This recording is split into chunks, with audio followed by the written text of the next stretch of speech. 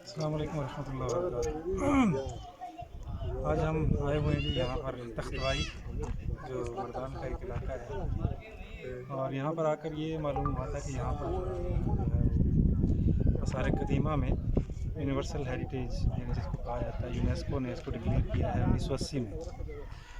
تو یہ ایک بڑا ہی خوبصورت علاقہ ہے، اور دوسرا آپ کو دکھانے کی وجہ یہ ہے کہ اس میں بہت ساری چیزیں ایسی ہیں جو مختلف مذاہب کے اندر تصوف کو یا روحانیت کو پریزنٹ کرتی ہیں۔ جیسا کہ جہاں ہم کھڑے ہیں، یہ نیچے جو ہال ہیں اس میں 3 مراقبہ ہال ہے، میڈیٹیشن ہال ہے، اور میرے پیچھے جو ہے وہ روحانی کلاسز ہوا کرتی تھی ان کی۔ اسی طرح مختلف اسٹوپات ہیں جہاں پر وہ بیٹھ کر روحانیت کو حاصل کرتے ہیں، بدھزم اور بڈھسٹ۔ تو یہ ایک بڑی عجیب چیز تھی کہ ان کے یہاں بھی روحانیت کا تصور ہے، وہ بہت زیادہ بھوکا رہتے ہیں، بڑی مشقتیں مراقبے برداشت کرتے ہیں۔ اور ایک اور بڑی اہم چیز جو ہے وہ یہ ہے کہ وہ لوگ یہاں رہے تھے لیکن ہمیشہ نہیں رہے۔ بالآخر یہ عمارتیں رہ گئی، لیکن وہ عمارتوں کو چھوڑ کر چلے گئے۔ ہمارے لیے درس عبرت ہے کہ عمارتیں ہمیشہ نہیں رہیں گی، اور عمارتوں والے ہمیشہ نہیں رہیں گے، یہ یہیں پہ رہیں گی۔ تو ہم یہاں پہ جو ہمارے ساتھ ہمارے دوست آئے ہیں جو اس بارے میں کچھ معلومات رکھتے ہیں، ہم ان سے ہلکی پھلکی معلومات لیں گے کہ یہاں پہ کیا تھا کیا نہیں تھا۔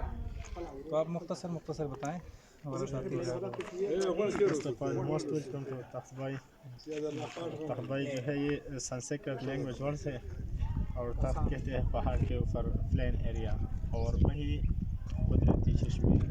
اس ٹائم میں 2 چشمے تھے جو انہوں نے بدھسٹ جو لوگ تھے ان پہ پانی استعمال کر رہا تھا۔ تو یہ 2100 سال پرانا آبادی ہے، اور یہ 1 ڈائناسٹی تھا، انہوں نے اپنے لیے ایک موناسٹری بنائی درسگاہ۔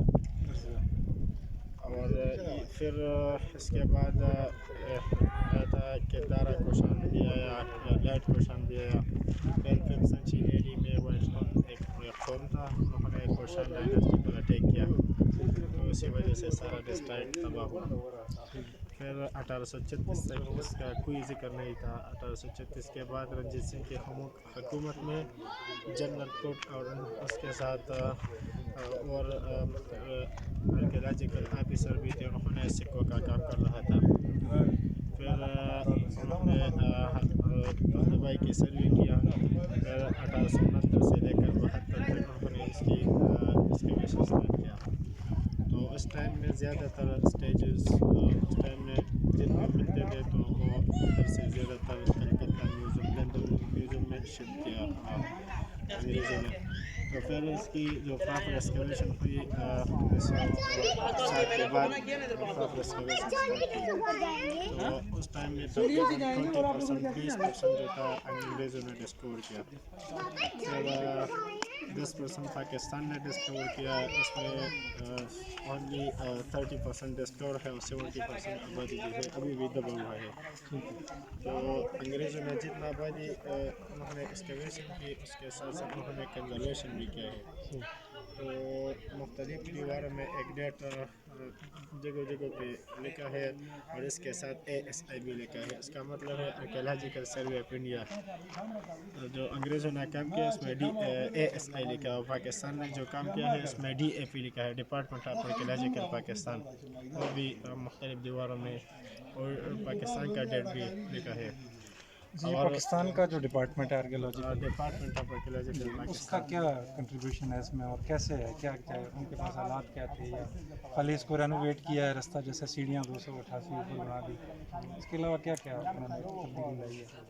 ادھر انہوں نے زیادہ تر فیسلٹیز بھی دی، ادھر نیچے واش روم اور ٹوائلٹ کا انتظام بھی ڈپارٹمنٹ نے کیا ہے۔ اور ابھی ہمارا ڈائریکٹر صاحب جو ہے اور عمران خان جو ہے زیادہ تر فوکس جو ہے ٹورزم پہ کرتے ہیں۔ تو انہوں نے ادھر سائڈ پر سیکشن بھی ہے کہ فرسٹ ٹائم جو انہوں نے ہمارے ڈپارٹمنٹ نے اس کو ایک نام دیا ہے۔ اس ٹائم پہلا جو ایکسکیویشن ہوا جو ہم ابھی کھڑے ہیں اس کو سیکشن A کہتے ہیں۔ پھر سیکشن B جو ہے پاکستان نے ڈسکور بھی کیا، اور اس کے ساتھ ساتھ انہوں نے رینویشن بھی کیا ہے. سیکشن بھی کس طرح؟ سیکشن بھی دوسرے اور سامنے جو پورشن ہے وہ تقریباً 2007 میں ریسٹور ہوا اور ابھی 2017 18 اور 19 20 تک باہر سے پڑھنے آتے ہیں. اس کے لیے انہوں نے ابھی ریپیئر بھی انہوں نے کیا ہے, پاکستان میں کیا ہے. اچھا, تھوڑی اس کے متعلق بتائیں گے. یہ جو پتھر ہے اس پہ آرکیولوجیکل ڈپارٹمنٹ کیا کرتا ہے؟ یہ سامنے جو ہے یہ ووٹی اسٹوبے ہے. ووٹی اسٹوبے ایک منت میں بناتے تھے. بدھسٹ جو لوگ تھے انڈر گراؤنڈ میڈیٹیشن میں چلے کاٹتے تھے اور چلوں میں جادو منتر اور مختلف قسم کی منتیں مانگتے تھے. ان پر بیٹھ کر مانگتے تھے. انڈر گراؤنڈ میڈیٹیشن سیل میں تو اس منت جب پوری ہوتی تھی تو اس کی یاد میں ایک اسٹوپا بناتا منت تھا. وہ نظر جو ہے ہمارے نظر جس طرح اسلام میں تصور نظر منت. اس کی یاد میں ایک اسٹوپے بناتے تھے. اور ایک قسم اسٹوپا جو ہے مین اسٹوپا ہے جو اس سائڈ میں بدھسٹ مذہب کے لیے سب سے مقدس جگہ ہے. جس طرح مسلمان کے لیے خانہ کعبہ ہے. ہم خانہ کعبے سے اینٹی کلاک وائز طواف کرتے ہیں اور بدھسٹ جو لوگ ہیں اس سے کلاک وائز گلی کے سمت میں 7 چکر لگاتے ہیں. تو ابھی بھی کوریا, چائنا, جاپان سے بدھسٹ لوگ آتے ہیں. زیادہ تر جو ہے ابھی بھی عبادت چلی جاتے ہیں. تو دوسری سائڈ پر ڈبل اسٹوری بلڈنگ ہے. اس میں یہ سامنے جو ہے یہ چپل ہے, اس میں بدھا کا اسٹیچو لگے ہوئے تھے.